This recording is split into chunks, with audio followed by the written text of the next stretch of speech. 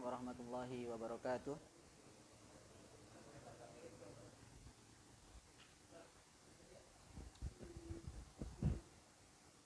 Alhamdulillah wassalatu wassalamu ala Rasulillah wa ala alihi wa sahbihi wa mawala. Alhamdulillahil wahidil ahad al-munazzahi 'anil syariki wasyabihi wal walad, wassalatu wassalamu ala nabiyyina Muhammad wa ala alihi wa sahbihi wa man sara ala nahjihi ila yaumil ma'adi, amma ba'd. Allahumma la sahla illa ma ja'altahu sahla wa anta taj'alul huzna idza syi'ta sahla. Allahumma inna nas'aluka hubbak wa hubba man yuhibbuk wa hubba kulli 'amalin yuqarribuna ila hubbik. Allahumma faqihna fid din, Allahumma faqihna fid din, Allahumma faqihna fid din wa 'allimna at-ta'wil. Segala puji bagi Allah Subhanahu wa taala, marilah kita panjatkan karena Allah Subhanahu wa taala masih memberikan kita kesehatan maupun kesempatan, sehingga Allah Subhanahu wa taala masih memudahkan langkah kaki kita untuk menuju salah satu di antara rumah-rumah Allah Subhanahu wa taala. Dan ini menunjukkan bahwasanya Allah Subhanahu wa taala mencintai kita, bahwasanya Allah Subhanahu wa taala menginginkan kebaikan pada kita, sebagaimana yang disabdakan oleh Rasulullah sallallahu alaihi wasallam, man yuridillahu bihi khairan yufaqihu fid din. Kata Nabi, siapapun yang Allah inginkan kebaikan bagi dirinya, maka Allah Subhanahu wa taala akan permudah dia dalam rangka menuntut agamanya, menuntut ilmu agama. Kemudian salawat beriring salam semoga senantiasa tercurahkan kepada Nabi kita Nabi Muhammad sallallahu alaihi wasallam, yang mana Nabi Muhammad sallallahu alaihi wasallam pernah mengatakan, al-bakhilu man dzukirtu 'indahu wa lam yusalli alaihi. Ketahuilah bahwasanya orang bakhil yang sesungguhnya ialah orang yang tatkala namaku disebut di sisinya namun ia tidak berselawat kepadaku, kata Rasulullah sallallahu alaihi wasallam. Kemudian Rasulullah sallallahu alaihi wasallam juga pernah mengatakan, siapapun yang berselawat kepadaku sekali, niscaya Allah Subhanahu wa taala akan membalas selawat tersebut 10 kali lipat. Kemudian semoga selawat dan salam tersebut bersambung kepada keluarga beliau, kepada sahabat-sahabat beliau, serta orang-orang yang mengikuti jejak langkah beliau hingga akhir zaman. Para jemaah yang dimuliakan oleh Allah Subhanahu wa taala, dalam kesempatan kali ini kita akan membahas sebuah tema ataupun judul sebagaimana yang telah disebar. Judulnya ialah pelajaran penting untuk segenap kaum muslimin. Materi ini sebenarnya saya ambil dari kitab yang berjudul Durusun Muhimmah li'ammatil ummah fil aqidah. Jadi pelajaran-pelajaran penting untuk kalangan awam, aslinya kitab ini pelajaran-pelajaran penting untuk kalangan awam dalam bab akidah, yang dikarang oleh Syekh Ahmad bin Muhammad An-Najjar hafizahullah taala. Jadi sengaja Anda pilihkan kitab ini, walaupun kitab ini diperuntukkan untuk orang awam, namun sudah selayaknya bagi kita untuk mengetahui hal-hal yang wajib kita ketahui dalam perkara-perkara dasar ataupun perkara-perkara pokok akidah kita, perkara-perkara yang sangat mudah.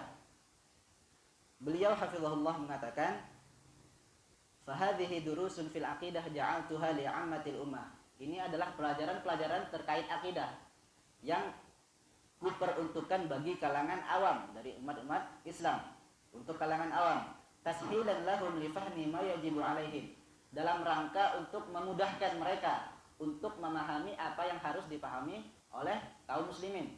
Jadi apa yang harus dipahami oleh mereka sebagai mempermudah. Wa hiya durusun muyassaratun biidznillah taala, dan ini merupakan pelajaran yang sangat mudah, kata beliau, dengan seizin Allah Subhanahu wa taala. Laisa fiha ta'ammukun.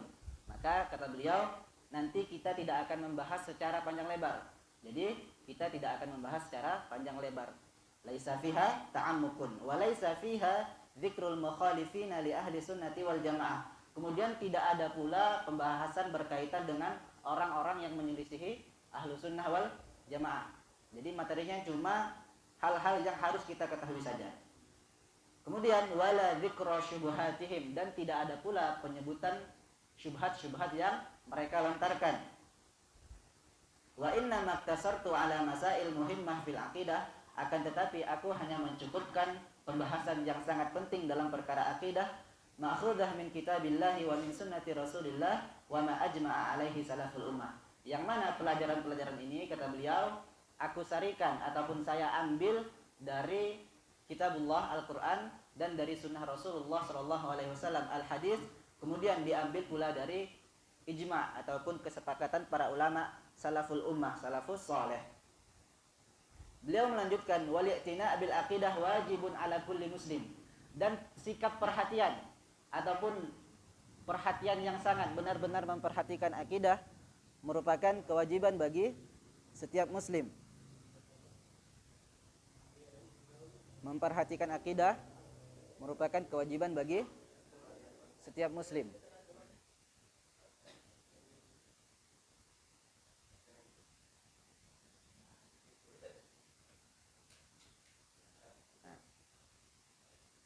idh fiha najatul insan fid dunya minasyubahi wa syahawat wa fil akhirati minal azab. Jadi beliau mengatakan perhatian terhadap akidah, sikap memperhatikan terhadap akidah merupakan perkara yang wajib bagi setiap muslim. Mengapa perhatian terhadap akidah merupakan perkara yang wajib? Karena disebutkan bahwasanya ketika kita sudah memperhatikan akidah, kita memahami akidah, maka dengan akidah tersebut kita akan selamat di dunia ini dari fitnah syubhat dan fitnah syahwat. Kemudian kita akan selamat di akhirat dari azabnya Allah Subhanahu wa taala. Wa fiha tahqiqun lil ghayah allati min ajliha khuliqat tsaqalan. Dan di dalam akidah juga merupakan realisasi ataupun praktek nyata dari firman Allah Subhanahu wa taala dalam surah Az-Zariyat ayat 56. Allah katakan, wa ma khalaqtul jinna wal insa illa liya'budun. Tidaklah aku ciptakan jin dan manusia melainkan hanya untuk ibadah kepadaku, kata Allah. Hanya untuk berakidah yang benar. Jadi ini merupakan hikmah ataupun tujuan dari diciptakannya jin dan manusia. Wali'tina bil aqidah min alamati ahlil iman. Dan sikap kita perhatian, benar-benar memperhatikan akidah merupakan salah satu ciri-ciri di antara ciri-ciri orang yang beriman. Bi khilafi ahlil kufri alladzina qala fihim, berbeda dengan orang-orang kafir ataupun orang-orang yang tidak beriman, yang mana Allah katakan wa idza dzukirallahu wahdah isma'azzat qulubul ladzina la yu'minuna bil akhirah. Tatkala disebutkan hanya nama Allah saja, tatkala hanya disebutkan nama Allah, mentauhidkan Allah, maka berpalinglah, cemberutlah muka orang-orang yang tidak beriman kepada hari akhirat. Mereka lari, mereka kabur, mereka tidak menyukai penyebutan hanya Allah Subhanahu wa taala saja. Mereka tidak menyukai tauhid. Wa idza dzukiral ladzina min dunih idza hum yastabsyirun. Namun apabila disebutkan Tuhan-Tuhan mereka, sesembahan-sesembahan mereka, maka tiba-tiba mereka berubah menjadi riang gembira. Jadi di sini faedahnya bahwasanya di antara ciri-ciri orang yang beriman ialah sangat perhatian terhadap akidah. Sementara orang-orang kafir ataupun yang tidak beriman ialah mereka sangat membenci akidah, sangat membenci tauhid. Maka ketika mereka membenci tauhid ini menunjukkan atas sifat tercela mereka.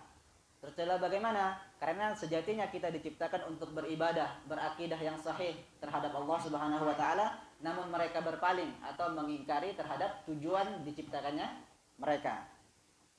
Walidha al-wajib 'alal muslimin ay ya'tanu bil aqidah. Oleh sebab itu maka wajib sekali bagi segenap kaum muslimin, bagi seluruh orang yang Islam, beragama Islam, untuk memperhatikan perkara akidah, fahman wa amalan.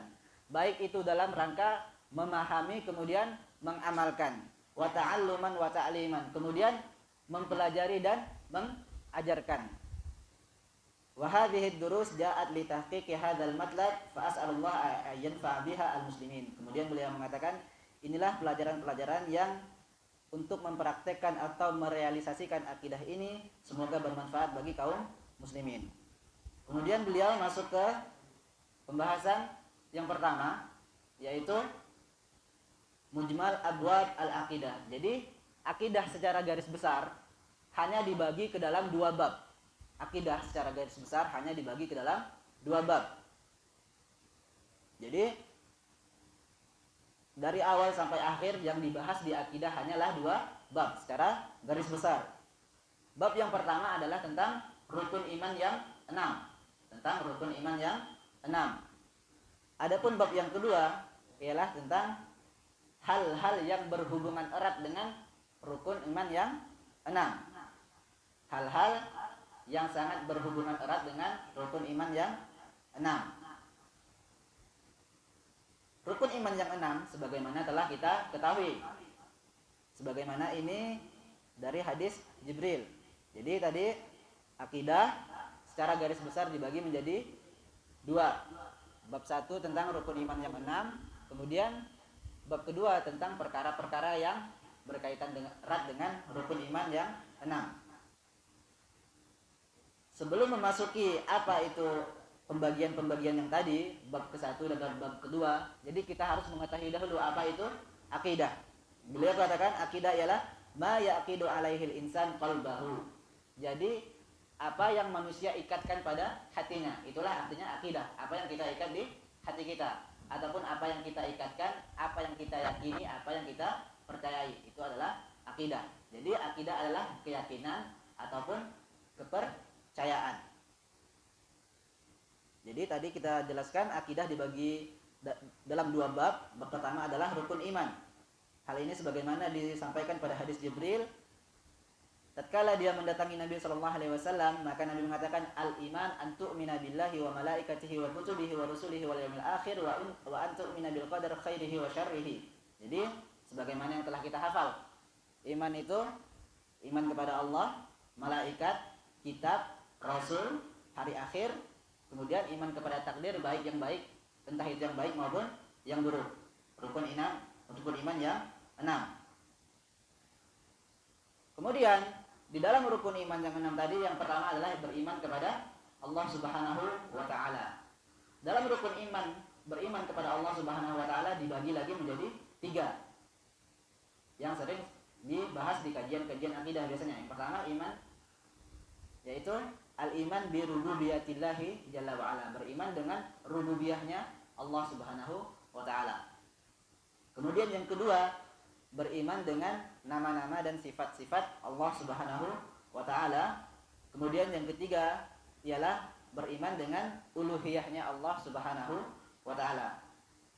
Jadi di yang pertama, rukun iman yang pertama beriman kepada Allah Subhanahu wa taala. Iman kepada Allah dibagi lagi jadi 3. Rububiyah, asma wa sifat, nama-nama dan sifat Allah, kemudian uluhiyah. Itu bab pertama. Kemudian bab kedua yang dibahas di akidah ialah hal-hal yang berkaitan erat dengan rukun iman yang 6. Yang pertama ialah hakikat iman. Hakikat iman. Kemudian pembahasan yang kedua ialah as-sahabah, tentang sahabat, bagaimana kita menyikapi para sahabat, bagaimana sikap kita terhadap para sahabat. Kemudian yang ketiga ialah al-imamah, tentang kepemimpinan. Jadi garis besar akidah hanya dibagi 2 bab. Bab rukun iman yang 6, kemudian yang berkaitan dengan rukun iman. Kalau rukun iman yang 6, Allah, malaikat, kitab, rasul, kiamat, takdir. Kemudian kalau yang yang mengikuti ataupun yang berkaitan erat dengan rukun iman yang 6 ialah hakikat iman, terus keyakinan kita terhadap para sahabat, kemudian tentang kepemimpinan.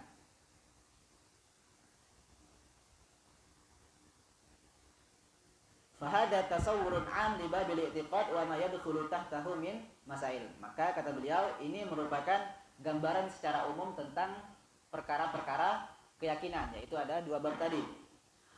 Wa hadhil masail al-aqdiyah laha atharun ala sulukil 'abdi. Jadi permasalahan-permasalahan yang kita sebutkan tadi, pembahasan-pembahasan akidah ini mempunyai pengaruh terhadap kehidupan kita sehari-hari. Sangat mempunyai pengaruh terhadap kehidupan kita sehari-hari. Fal 'abdu idza i'taqada i'tiqadan sahihan wa yatayaqqana dzalika tayaqqunan kamilan fa innahu yuthmiru mahabbatallah jalla wa ala wa raja'ahu wa khaufah. Jadi tatkala seorang hamba berakidah dengan akidah yang benar, berkeyakinan dengan keyakinan yang sempurna, yang baik, maka hal itu akan membuahkan ataupun menghasilkan 3. Yang pertama, menghasilkan rasa cinta kepada Allah Subhanahu wa taala. Kemudian rasa harap kepada Allah Subhanahu wa ta'ala. Kemudian yang terakhir menghasilkan rasa takut kepada Allah Subhanahu wa ta'ala. Jadi buah akidah secara umum akan menghasilkan kecintaan kepada Allah, rasa harap kepada Allah, kemudian rasa takut kepada Allah Subhanahu wa ta'ala.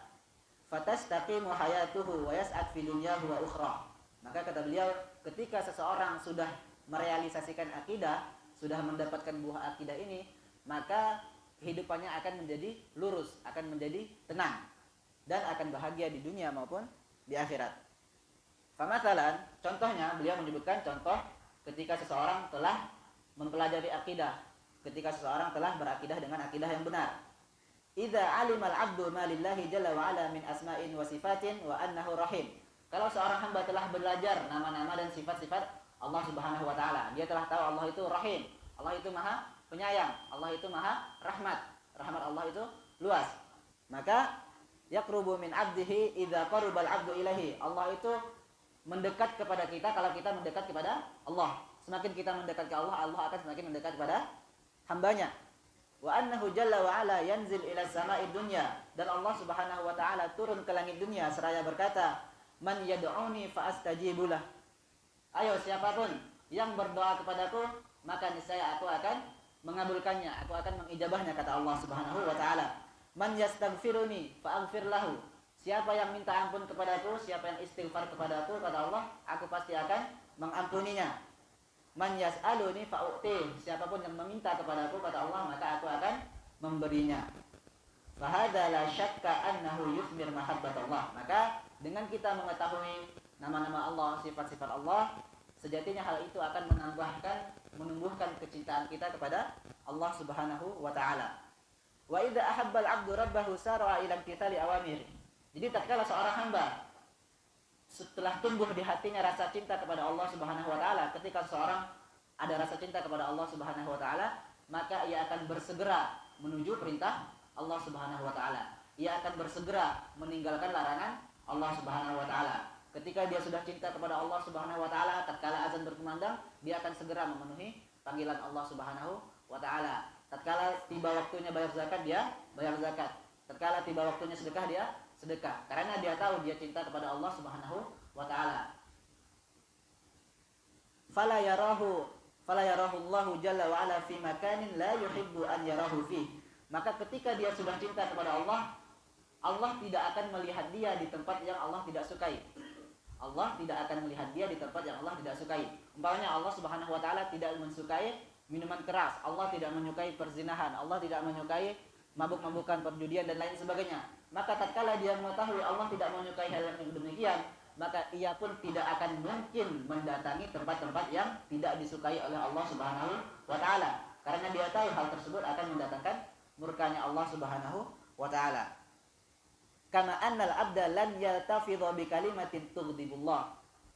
Dan juga seorang hamba tatkala ia sudah cinta ini tadi berasal dari akidah yang benar. Tatkala ia sudah belajar akidah, kemudian tumbuh dalam dirinya rasa cinta kepada Allah Subhanahu wa taala, maka dia tidak akan mungkin mengucapkan kalimat ataupun perkataan yang dapat mendatangkan murkanya Allah Subhanahu wa taala. Dia tidak akan mungkin berkata dusta, dia tidak akan mungkin berbohong, mengadu domba, dia tidak akan mungkin ghibah, gosip dan lain sebagainya. Tidak akan mungkin memfitnah. Li'annahu ya'lam anna Allah jalla wa ala yasma'u. Karena dia tahu Allah itu Maha mendengar. Allah itu Maha mendengar. Itu yang pertama, gambaran umum akidah secara garis besar tadi, dua bab itu. Lantas dari mana kita mendapat dua bab ini tadi? Dari mana kita bisa menyimpulkan akidah itu hanya dibagi ataupun secara garis besar dibagi menjadi dua bab? Maka kita katakan di sini pengambilannya tadi sebagaimana telah disebutkan di awal-awal, diambil dari Alkitab, As-Sunnah dan Ijma'. Diambil dari kitab, sunnah dan ijma'. Jadi pembahasan selanjutnya beliau mengatakan masdarut talaqqi inda ahli sunnah wal jamaah. Sumber rujukan kita mengambil akidah menurut ahli sunnah wal jamaah. Sumber rujukan akidah menurut ahli sunnah wal jamaah.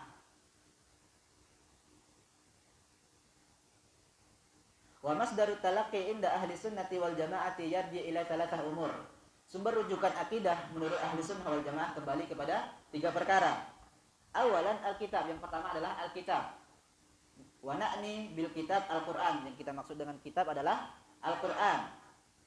Takallumullah jalla wa ala bihi haqiqatan, yang mana Al-Qur'an ialah merupakan perkataan Allah yang sebenarnya, benar-benar perkataan Allah Subhanahu wa taala. Kemudian yang kedua, sumber akidah ialah as-sunnah. Apa yang dimaksud dengan sunnah? Beliau katakan sunnatu Rasulillah sallallahu alaihi wasallam sawa'un kanat qauliyatan aw fi'liyatan aw taqririyatan aw tarkiyatan. Jadi yang dimaksud sunnah ialah sunnah Rasulullah ialah apapun yang berhubungan dengan Nabi sallallahu alaihi wasallam, baik itu ucapan maupun perbuatan ataupun persetujuan Nabi sallallahu alaihi wasallam ataupun sesuatu yang ditinggalkan oleh Nabi sallallahu alaihi wasallam.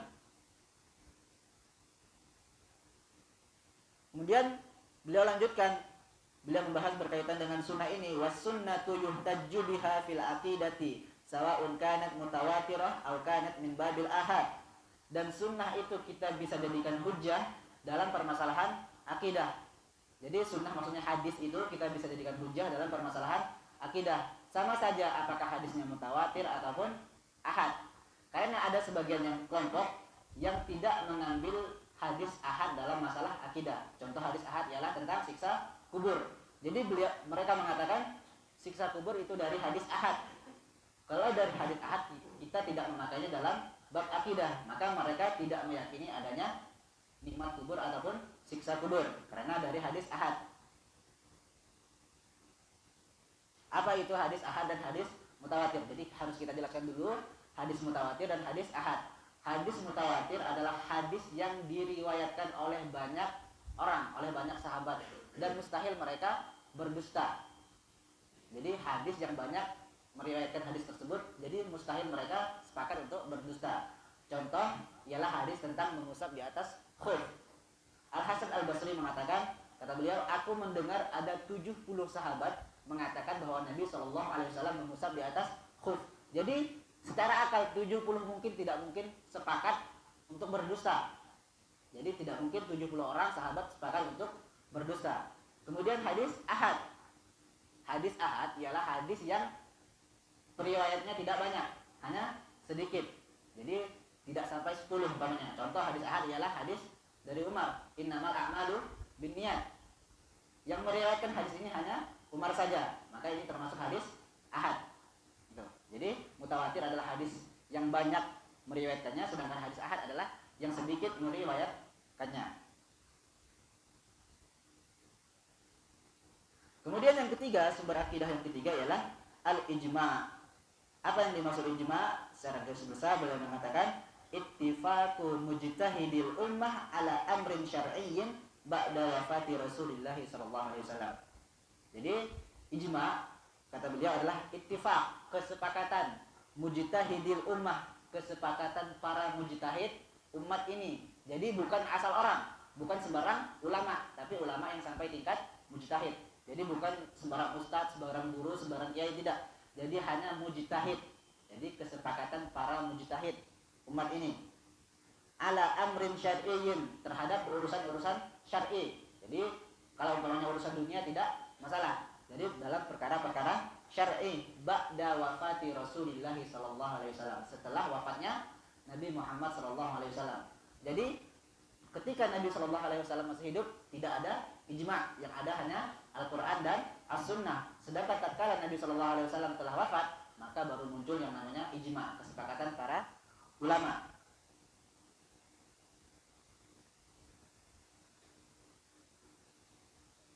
Wa huna ya'ti su'al wa huwa limadza la nahtajju 'ala al-aqidah bil aql. Kemudian timbullah pertanyaan, kenapa kita tidak berhujjah dalam masalah akidah ini dengan akal pikiran kita? Wa jawabu hadza su'al, jawabannya ialah anna babal i'tiqad amrun ghaibi la nusyahiduhu. Bahwasanya bab i'tiqad, keyakinan adalah perkara yang gaib. Kita tidak mungkin melihatnya. Kita tidak bisa melihat isi hati seseorang. Maka perkara akidah, perkara keyakinan, kepercayaan merupakan perkara yang gaib. Kita tidak bisa melihatnya. Wa idza kana amrun ghaibiyan fala yumkin an nahtajja alaihi al-aql wa innama nahtajju alaihi bil khabari faqat. Dan tatkala perkara keyakinan, perkara hati adalah perkara yang gaib, yang tidak bisa nampak oleh mata kita, maka kita tidak akan mungkin berhujjah dengan akal, karena akal hanya berhujjah dengan apa yang bisa dia lihat, apa yang bisa ia dengar. Maka kalau secara akal, orang kalau tidak mempunyai iman, maka dia tidak akan percaya adanya surga, adanya neraka, karena dia tidak pernah melihatnya. Itu kalau secara akal, kalau tidak mempunyai iman. Fala yumkin an nahtaj alaihi bil aqil wa innama nahtaju alaihi bil khabar faqat. Akan tetapi kita berhujjah dalam masalah akidah hanya dengan khabar. Apa itu khabar? Wal khabaru huwa ma kana anillah aw an rasulillah. Yang dimaksud khabar ialah yang bersumber dari Allah dan yang bersumber dari Rasulullah sallallahu alaihi wasallam. Yang berarti yang dimaksud khabar ialah Al-Qur'an dan Al-Hadis. Wa ammal ijma' fahuwa yarji ilal kitabi was sunnah. Adapun ijma' ia kembali ke Al-Qur'an dan As-Sunnah, karena tidak mungkin ijma' menyelisihi Al-Qur'an dan As-Sunnah. Jadi dari Al-Qur'an, dari As-Sunnah, maka keluarlah ijma'. Li'anna al-ijma' la budda an yakuna mustanidan ala dalilin minal kitabi was sunnah. Karena sejatinya ijma' haruslah disandarkan dari dalil yang berasal dari kitab maupun as-sunnah. Hadhihi hiya masadir at-talaqqi inda ahli sunnati wal jamaah. Inilah masdar ataupun sumber rujukan dalam perkara akidah menurut ahli sunnah wal jamaah. Kemudian beliau mengatakan, wa hunaka qa'idatun muhimmatun munjiyatun minad dhalal. Kita akan sebutkan, kata beliau, ada kaedah, satu kaedah yang bisa menyelamatkan kita dari kesesatan. Satu kaedah yang bisa menyelamatkan kita dari kesesatan. Man lam ya'khudh bihadhil qa'idah waqa'a fid dhalali la mahala. Siapa yang tidak memegang kaedah ini, maka dia dipastikan akan terjatuh ke dalam kesesatan, tidak bisa keluar dari kesesatan tersebut. Siapa yang tidak mengamalkan atau mengambil kaedah ini, maka bisa dipastikan ia akan tersesat. Walam yakun min ahlil firqatin najiyah. Dan tatkala orang tidak mengambil akidah ini, tidak mengamalkan akidah ini, maka bukan termasuk golongan yang diselamatkan oleh Allah Subhanahu wa taala. Wala minat ta'ifah al-mansurah, dan tidak pula dari golongan yang ditolong. Wahia, maka kaidah itu berbunyi, fahmul kitabi was sunnati yajibu an yakuna ala wifqi fahmi salafis salih. Memahami Al-Qur'an dan Al-Hadis wajib hukumnya harus sesuai dengan pemahaman salafus saleh. Jadi memahami Al-Qur'an dan Al-Hadis haruslah sesuai dengan apa yang dipahami oleh salafus saleh. Jadi tidak cukup kita paham Al-Qur'an, paham hadis kita dengan paham kita sendiri. Contoh yang sering dikatakan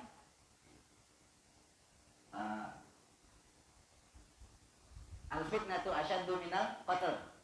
Karena fitnah lebih kejam dari pembunuhan. Wah, itu kan yang kita pahami. Apakah para sahabat salafus saleh memahami al-fitnah di sini adalah fitnah yang kita pahami, mengadu domba? Al-fitnah asyaddu minal qatl. Akan tetapi yang dipahami oleh para salaf, al-fitnah maksudnya adalah kesyirikan. Kesyirikan itu lebih kejam daripada pembunuhan. Jadi kembali lagi, memahami Alkitab, As-Sunnah sesuai dengan apa yang dipahami oleh salafus saleh. Fa idza aradna an nafhama nassan min kitabillah aw min sunnati Rasulillah sallallahu alaihi wasallam fala budda an yakuna fahmuna muwafiqan lah li fahmi salafus saleh. Maka tatkala kita ingin memahami Al-Qur'an, ingin memahami Al-Hadis, maka haruslah sesuai dengan pemahaman salafus saleh. Tatkala kita memahami Al-Quran begini, maka kita cek apakah ada sahabat, apakah ada tabi'in yang sesuai dengan apa yang kita pahami. Contoh tadi, fitnah lebih kejam daripada pembunuhan. Kita cari apakah Ibnu Umar pernah mengatakan demikian, apakah muridnya mengatakan demikian, dan lain sebagainya. Tatkala tidak ada yang mengatakan demikian, kita harus kembalikan kepada apa yang mereka katakan, apa yang mereka pahami. Lianna Nabi sallallahu alaihi wasallam lamma dzakara hadis al-iftiraq qala wa sataftariqu ummati ala 73 firqatan kulluha fin nari illa wahidah. Karena Nabi sallallahu alaihi wasallam sebutkan tentang hadis perpecahan umat, beliau mengatakan sataftariqu ummati ala 73 firqah. Umatku akan pecah kepada 73 golongan. kulluha finnar illa wahidah, semuanya di neraka kecuali satu. Qalu, maka para sahabat bertanya, man hiya ya Rasulullah, siapakah mereka wahai Rasulullah sallallahu alaihi wasallam? Qala, maka Nabi sallallahu alaihi wasallam menjawab, man kana ala mithli ma ana alaihi washabi. Mereka yang selamat, satu golongan yang selamat itu adalah orang-orang yang berjalan di atas jalan yang aku lewati dan para sahabatku. Jalan yang aku dan para sahabatku lewat di atasnya, mereka yang berjalan di atas jalan itu ialah orang yang selamat, satu golongan yang selamat tersebut. Maka faja'ala alamatal firqatin najiyah mutaba'atus sahabah. Jadi beliau katakan, maka Nabi sallallahu alaihi wasallam menjadikan tanda ataupun ciri-ciri ataupun sesuatu yang bisa menjadikan kita kelompok yang diselamatkan oleh Allah adalah mengikuti para sahabat. Jadi supaya kita bisa menjadi golongan yang selamat adalah mengikuti para sahabat. Karena Nabi katakan, ma ana alaihi wa ashabi, apa-apa yang aku dan para sahabatku berjalan di atasnya. Jadi kalau kita berjalan sesuai dengan jalan yang mereka jalani, maka insya Allah kita termasuk golongan yang diselamatkan oleh Allah Subhanahu wa ta'ala. Lianna ashab Rasulullah sallallahu alaihi wasallam syahidut tanzil. Karena para sahabat Rasulullah sallallahu alaihi wasallam mereka lah yang menyaksikan dengan mata sendiri apa yang mereka pahami, mereka yang menyaksikan kasusnya, mereka yang melihat kejadiannya. Wa arafu al-waqa'i, mereka tahu kejadian-kejadian, tafsir-tafsirnya ataupun perincian-perincian kasusnya. Wa syahidallahu lahum bi khairiyati qulubihim. Dan Allah Subhanahu wa taala juga bersaksi. Allah memberikan rekomendasi, memberikan tazkiyah kepada para sahabat dengan khairiyah qulubihim. Hati mereka adalah hati yang baik. Waqtarahum jalla wa ala li suhbati Nabi sallallahu alaihi wasallam. Dan Allah Subhanahu wa taala mengkhususkan para sahabat, Allah memilih para sahabat menjadi sahabat Nabi sallallahu alaihi wasallam. Allah lah yang memilih para sahabat untuk menemani kehidupan dan perjuangan Rasulullah sallallahu alaihi wasallam. Wa ja'alahum wuzara'ah. Maka Allah Subhanahu wa taala menjadikan para sahabat adalah menteri-menteri Rasulullah sallallahu alaihi wasallam.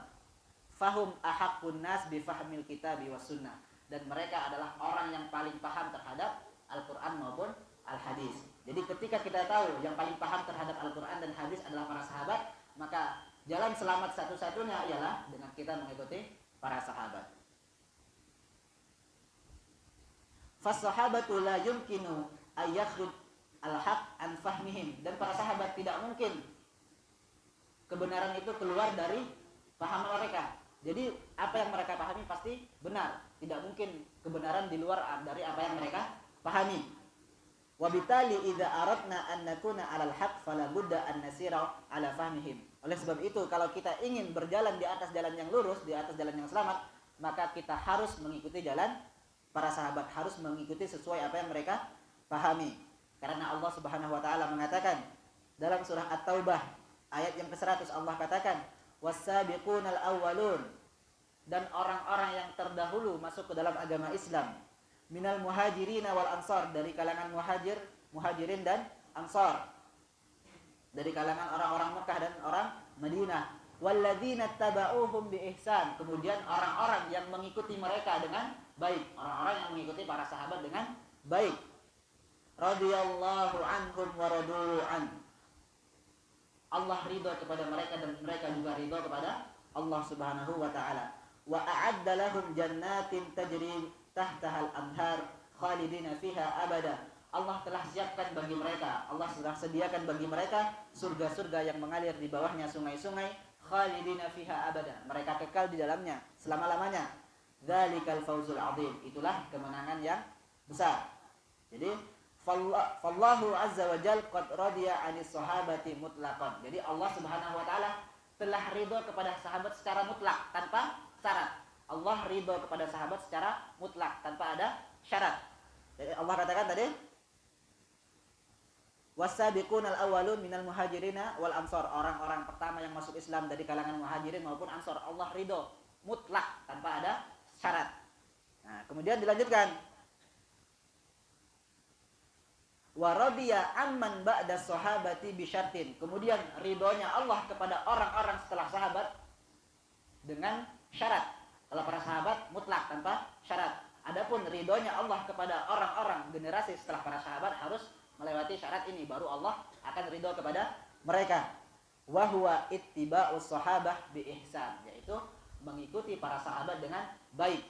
Mengikuti para sahabat dengan baik. Jadi syaratnya orang-orang setelah para sahabat agar mendapatkan ridho Allah Subhanahu wa taala, syarat mendapatkan ridho Allah Subhanahu wa taala bagi orang-orang setelah para sahabat ialah dengan mengikuti para sahabat dengan baik.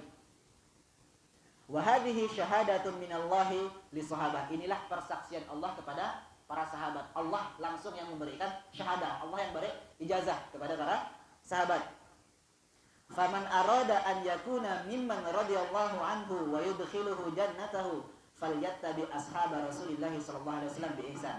Maka kata beliau, maka siapapun yang ingin mendapatkan keridhaan Allah Subhanahu wa taala, siapapun yang ingin diridhai Allah, siapapun yang ingin dimasukkan Allah ke dalam surganya, maka hendaklah dia melewati syarat ini, yaitu mengikuti para sahabat dengan baik.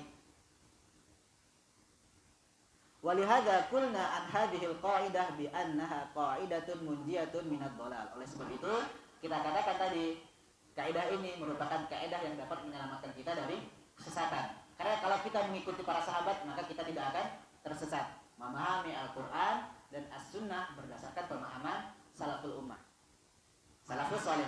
Tadi dikatakan berdasarkan pemahaman salafus saleh. Sekarang apa yang dimaksud dengan salafus saleh? Apakah yang dimaksud dengan salafus saleh? Maka beliau katakan was-salafus salih hum, salafus saleh ialah as-sahabatu wa man ittaba'ahum bi ihsanin minal qarnain alladaini ba'da qarnis sahabat. Yang dimaksud salafus saleh ialah para sahabat, kemudian dua generasi setelah mereka yang mengikuti mereka dengan baik. Jadi yang dimaksud dengan salafus saleh adalah 3 generasi umat Islam, 3 generasi emas umat Islam, 3 generasi pertama. Sebagaimana Rasulullah katakan, khairul quruni qarni tsummal ladzina yalunahum tsummal ladzina yalunahum. Jadi yang dimaksud salafus saleh adalah sahabat, kemudian sahabat-sahabat adalah muridnya Rasulullah, kemudian tabi'in. Tabi'in itu adalah muridnya para sahabat, kemudian tabi'in, muridnya para tabi'in. Jadi yang dimaksud salafus saleh adalah 3. Sahabat, tabi'in, kemudian tabi'in. 3 generasi pertama umat Islam. Wa bihadhil qaidah wada'a ahlu sunnah lana mizanan. Dengan kaidah ini kita bisa menilai seseorang apakah dia ahlu sunnah ataukah tidak. Apakah dia berjalan di atas pemahaman para sahabat? Kalau dia sesuai dengan pemahaman para sahabat, maka dia ahlu sunnah. Kalau tidak sesuai dengan apa yang dipahami oleh para sahabat, maka bukan ahlu sunnah. Contoh tadi, memahami al-fitnah seperti fitnah lebih kejam dari pembunuhan. Kalau ada orang yang memahami fitnah lebih kejam daripada pembunuhan berdasarkan ayat tersebut, maka dia bukan ahlu sunnah wal jamaah.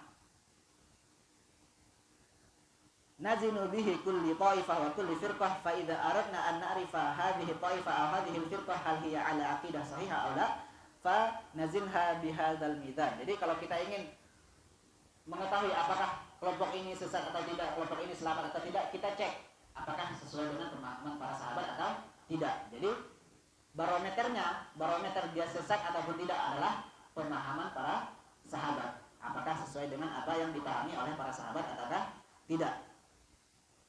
Fananzur ila usulil firqah aw taifah. Maka kita perhatikan pokok-pokok keyakinan kelompok-kelompok sesat tersebut. Fa idza ra'ayna annahum ya'tamiduna ala fahmi salafis salih, alimna annaha firqah najiyah. Jadi kita perhatikan kelompok-kelompok tersebut. Jadi kalau kita ketahui dia berjalan berdasarkan pemahaman para sahabat, pemahaman salafus saleh. Jadi salafus saleh tidak hanya sahabat, berdasarkan pemahaman salafus saleh. Jadi sahabat, tabi'in dan tabi'in. Jadi sesuai dengan pemahaman 3 generasi utama umat Islam ini. Jadi kalau dia memahami sesuai dengan yang dipahami 3 generasi ini, maka kita ketahui ialah kelompok yang diselamatkan oleh Allah Subhanahu wa taala. Wa annahum hum ahlus sunnati wal jamaah. Maka mereka lah ahlus sunnah wal jamaah. Walaupun ia sendiri tatkala ia telah pahamannya sesuai dengan apa yang dipahami 3 generasi utama umat Islam, maka ialah termasuk ahlus sunnah wal jamaah. Wa idza hadu an hadhihi al-qaidah alimna annaha firqah dhalah. Dan apabila kita temui ada orang yang menyelisihi perkara ini, menyelisihi para sahabat, maka kita ketahui ia merupakan firqah ataupun kelompok yang sesat. Fahadha huwal mizan wa hadzal mizan innama wada'ahu Allah jalla wa ala wa rasuluh. Maka inilah timbangan ataupun barometernya. Jadi bagaimana kita menentukan dari mana kita bisa mengambil kaidah bahwasanya kalau siapapun yang mengikuti para sahabat maka dia akan selamat. Ini merupakan kita ambil dari perkataan Allah Subhanahu wa taala tadi, wasabiqunal awwalun minal muhajirin wal ansar. Jadi Allah telah katakan syarat untuk diselamatkan oleh Allah harus mengikuti orang-orang yang pertama masuk Islam dari kalangan muhajir dan ansar. Kemudian dan orang-orang yang mengikuti mereka. Jadi orang-orang yang mengikuti mereka siapa? Tabi'in, kemudian tabi'in yang mengikuti mereka dengan baik. Kemudian dari sunnah Rasulullah, dari hadis Nabi, khairul quruni qarni, sebaik-baik generasi adalah generasiku, kata Nabi sallallahu alaihi wasallam. Berarti kalau generasi Nabi adalah generasi para sahabat yang hidup di dalamnya. Kemudian tsummal ladzina yalunahum, tsummal ladzina yalunahum, kemudian orang setelahnya, kemudian orang setelahnya. Itu sumber pengambilan akidah. Jadi tadi kita bahas akidah secara umum dibagi dua. Rukun iman yang 6, kemudian yang 3 tadi hal-hal yang berkaitan dengan rukun iman yang 6, hakikat iman, kemudian keyakinan kita terhadap sahabat, kemudian ke pemimpinan. Kemudian 2 bab ini kita ambil langsung dari Al-Quran, Al-Hadis, dan Ijma' salafus saleh. Kemudian kita memasuki rukun iman yang pertama. Yaitu beriman kepada Allah Subhanahu wa taala. Beriman kepada Allah Subhanahu wa taala. Al-imanu billah yaqumu ala tauhidillah. Jadi beriman kepada Allah dengan mengesahkan Allah, dengan mentauhidkan Allah. Jadi yang dimaksud beriman kepada Allah tidak hanya sekedar percaya kepada Allah. Yang dimaksud beriman kepada Allah tidak sekedar percaya kepada Allah kemudian percaya kepada yang lain, bukan. Jadi maksudnya dia percaya kepada Allah kemudian percaya kepada jin umpamanya, percaya kepada Allah dan percaya kepada setan umpamanya. Maka ini bukan disebut akidah beriman kepada Allah. Jadi yang dimaksud beriman kepada Allah tidak hanya percaya kepada Allah, namun harus mentauhidkan Allah Subhanahu wa taala. Fala yasihu imanun illa bitauhid. Maka iman tidak sah melainkan dengan tauhid. Famata ma takhallafat tauhid takhallafal iman billah. Maka tatkala tauhid tidak ada, maka iman kepada Allah juga tidak ada. Jadi kalau enggak ada tauhid, enggak ada iman kepada Allah Subhanahu wa taala. Wa tauhidullah jalla wa ala yakunu fi umur, dan mentauhidkan Allah, mengesahkan Allah, menunggalkan Allah, menjadikan Allah satu-satunya ada pada 3 perkara sebagaimana yang kita singgung sebelumnya. Tauhid rububiyah, kemudian di nama-nama dan sifat Allah, kemudian tauhid uluhiyah. Rububiyah, nama dan sifat Allah, kemudian uluhiyah. Maka kita akan masuk yang pertama, tauhid rububiyah. Jadi beriman kepada Allah dibagi 3 adalah mentauhidkan Allah, tauhid rububiyah, nama dan sifat, kemudian uluhiyah. Sekarang tauhid rububiyah. Yang pertama, awalan tauhidullah fi rububiyatihi, mengesahkan Allah dalam rububiyahnya Allah. Apa yang dimaksud rububiyahnya Allah? Ifradullah bi af'alihi subhanahu. Yang dimaksud tauhid rububiyah adalah mengesahkan Allah dalam segala perbuatan Allah.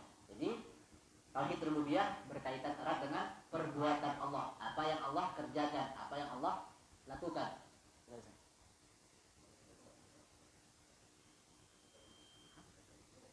Oke. Udah salat. Oh, lanjut lagi. Salatnya diundur. Bahas saja. Masuk ya? Nah.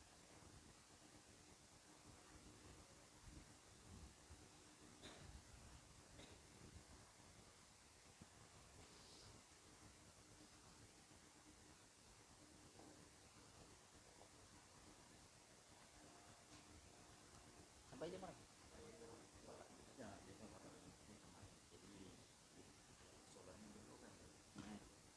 Oh, balik lah kasalan dah, kosong. Sampai jam berapa?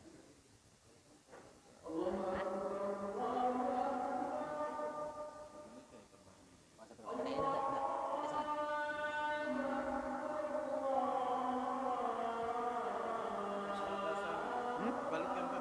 Apa? Balikkan. Oh, ya. 10 menit ya? Tambah 10 menit. 10 menit lagi.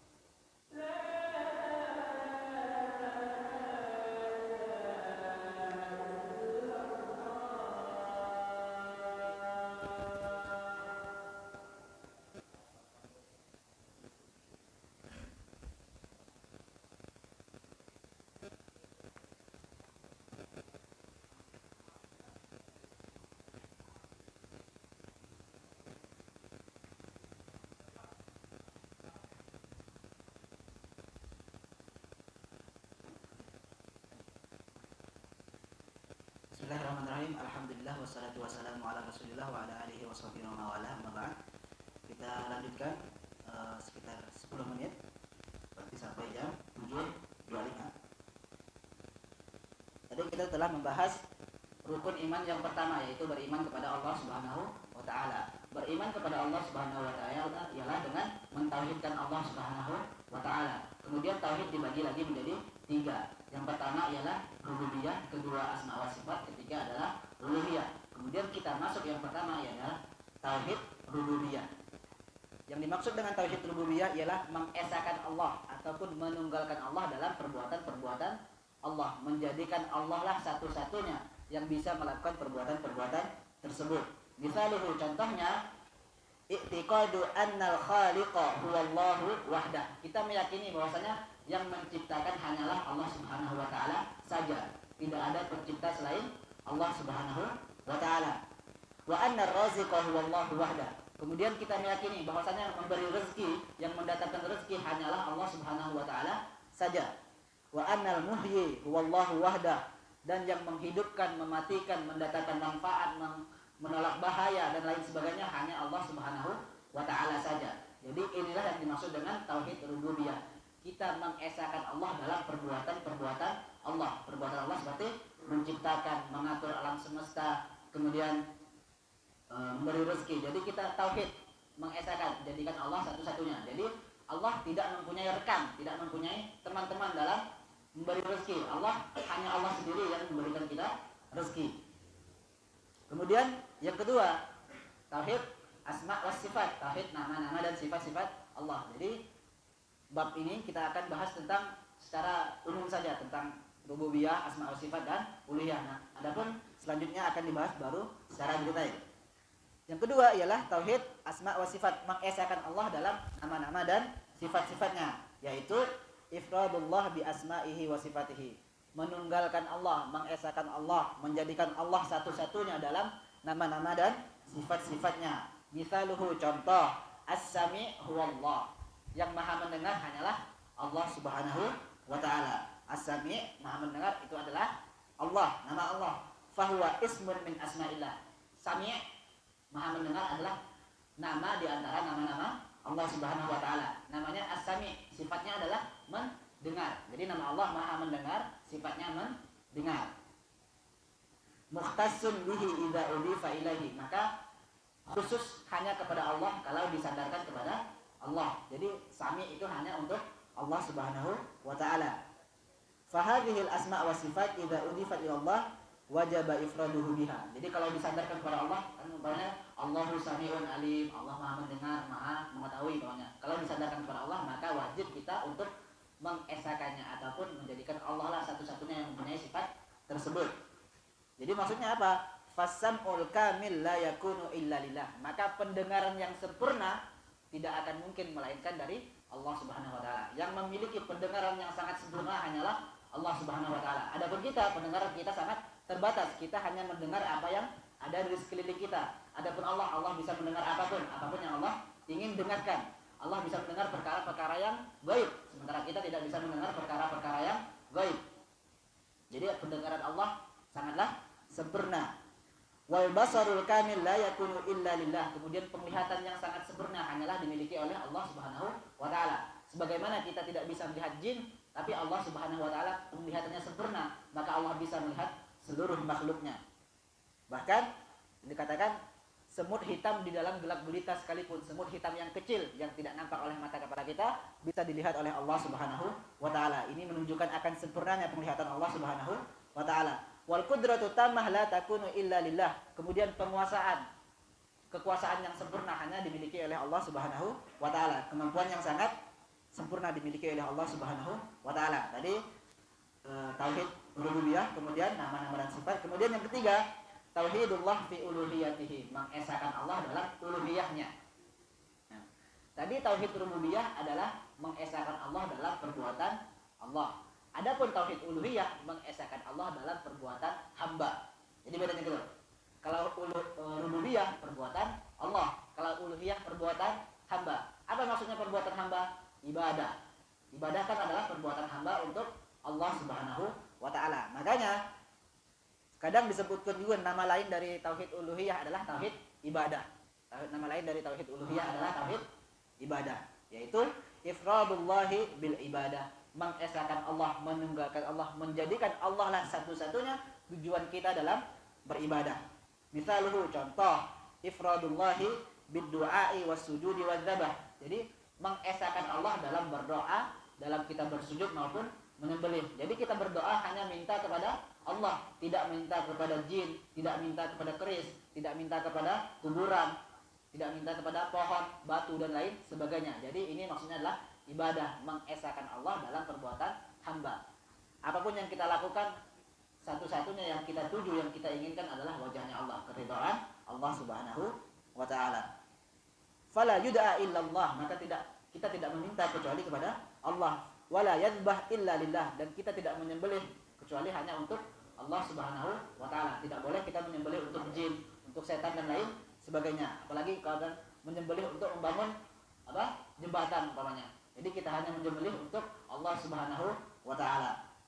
Wala yasjud illa lillah, dan tidak boleh bersujud, tidak boleh sujud kecuali hanya untuk Allah Subhanahu wa taala. Jadi tauhid tadi disebutkan rukun iman yang pertama, iman kepada Allah. Iman kepada Allah dengan mentauhidkan Allah. Tauhid lagi dibagi menjadi 3. Rububiyah, asma wa sifat, kemudian uluhiyah.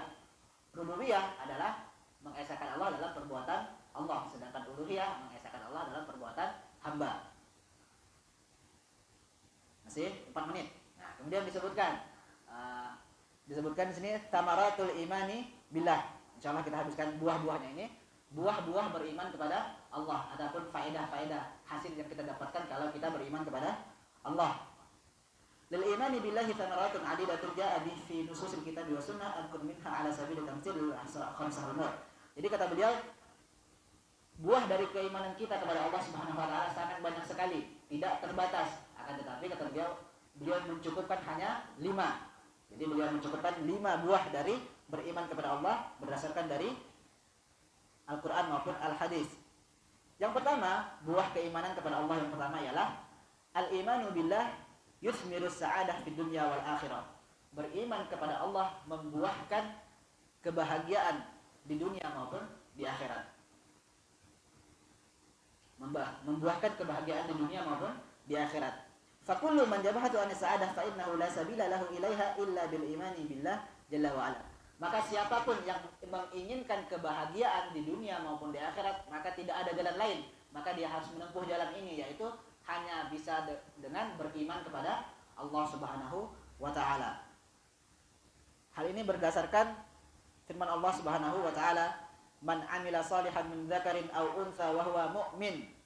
Siapapun yang beramal soleh, baik itu laki-laki dan perempuan. Kemudian Allah sebutkan syaratnya, wa huwa mu'min. Syaratnya dia beriman kepada Allah Subhanahu wa taala. Fala nuhyiyannahu hayatan thayyibah. Maka kami akan berikan kepadanya kehidupan yang baik. Apa maksudnya kehidupan yang baik? Salah satu ulama menafsirkan kehidupan yang baik adalah rezeki yang halal, diberikan rasa qanaah, kecukupan, merasa cukup terhadap apapun yang Allah berikan. Itulah kehidupan yang baik. Ketika seseorang merasa cukup, maka dia akan bahagia.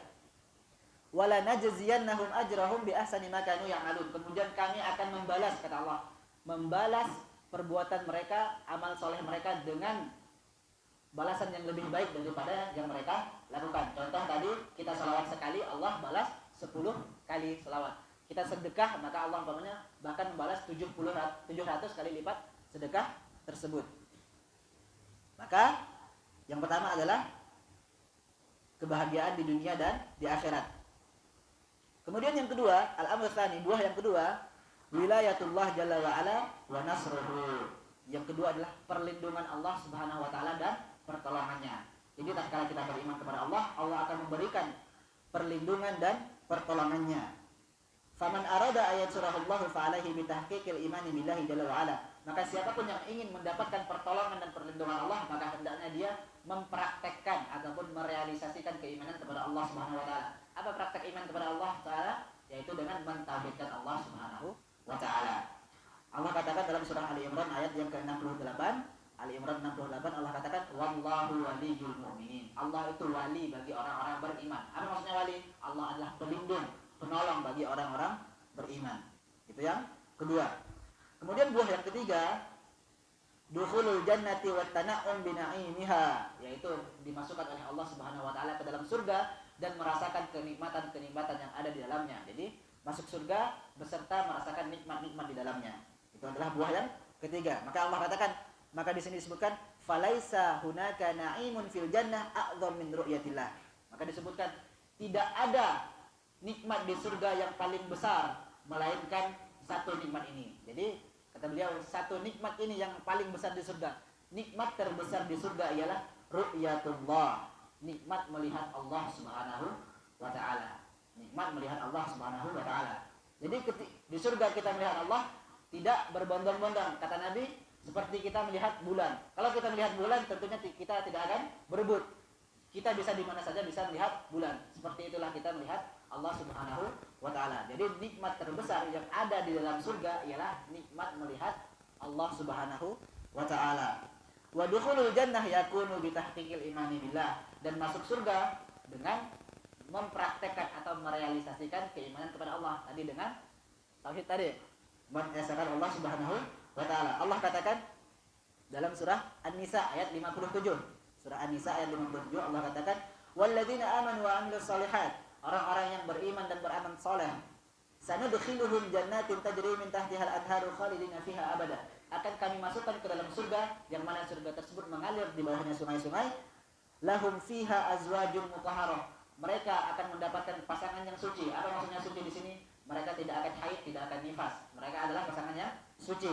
Wa nudkhiluhum dzillan dhalida, dan akan kami memasukkan ia ke dalam naungan yang sangat membahagiakan. Akan kami berikan tempat yang teduh. Itu yang buah yang ketiga. Buah yang keempat, at-tamkin fil ardi wa istikhlaf fiha. Buah yang keempat adalah menguasai dan memimpin dunia, ataupun memimpin bumi ini. Yang ketiga ialah dijadikannya kita khalifah ataupun pemimpin terhadap umat ini, umat yang ada di dunia. Allah katakan, wa'adallahu alladhina amanu minkum wa 'amilus shalihat. Allah menjanjikan, Allah telah berjanji kepada orang-orang yang beriman dan beramal saleh di antara kalian, la yastakhlifannahum fil ardi kama stakhlafal ladzina min qablihim. Allah akan jadikan kepemimpinan bagi mereka di atas muka bumi ini sebagaimana Allah telah jadikan sebelumnya umat-umat terdahulu memimpin di muka bumi ini. Wala yumakkinanna lahum dinahumul ladzi irtada lahum, dan Allah akan teguhkan agama mereka yang mana Allah ridho terhadap agama Islam ini. Wala yubaddilannahum min ba'di khaufihim amna, dan Allah gantikan rasa takut mereka dengan perasaan aman, dengan perasaan nyaman. Ya'budunani la yusyrikuna bi syai'a. Syaratnya apa? Allah sebutkan ya'budunani la yusyrikuna bi syai'a, yaitu mereka menyembahku, beribadah kepadaku, mentauhidkanku, kata Allah Subhanahu wa taala, la yusyrikuna bi syai'a, tidak mensekutukan Allah dengan apapun, tidak dengan pohon, tidak dengan batu, tidak dengan keris kuburan dan lain sebagainya. Wa man kafara ba'da dzalika faulaika humul fasikun. Maka kata Allah, siapapun yang kafir, yang ingkar setelah beriman setelah itu, maka ialah orang-orang yang fasik. Faman arada tamkin wal istikhlaf fil ardi fa alaihi bitahqiqil imani billahi jalla wa ala. Maka siapapun yang ingin menguasai bumi, ingin menguasai permukaan bumi, ingin memimpin, ingin berkuasa, maka hendaklah dia beriman kepada Allah Subhanahu wa taala. Kemudian buah yang terakhir, buah yang kelima sebelum kita tutup, ini adalah buah yang terakhir, ialah al-amnut tam. Buah dari beriman kepada Allah Subhanahu wa taala adalah keamanan yang sempurna, benar-benar aman, perasaan nyaman yang benar-benar sempurna. Allah Subhanahu wa taala berfirman dalam surah Al-An'am ayat yang ke-82. Allah berfirman dalam surah Al-An'am ayat ke-82, Allah katakan, alladzina amanu, orang-orang yang beriman, walam yalbisu imanahum bidzulmin, yang mana mereka tidak mencampur adukkan keimanan mereka dengan kezaliman, apa? Kesyirikan. Jadi mereka tidak mencampur adukkan keimanan mereka dengan kesyirikan. Mereka apa? Bukanlah percaya Allah kemudian percaya batu, bukan.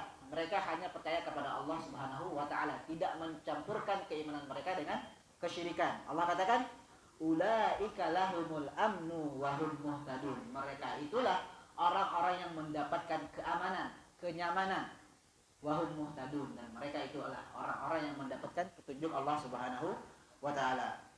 Sekian yang bisa kita sampaikan pada kesempatan yang berbahagia ini. Kurang dan lebihnya ana pribadi mohon maaf. Kita tutup dengan doa kafaratul majlis. Subhanakallahumma wa bihamdika asyhadu an la ilaha illa anta astaghfiruka wa atubu ilaik. Wassalamualaikum warahmatullahi wabarakatuh.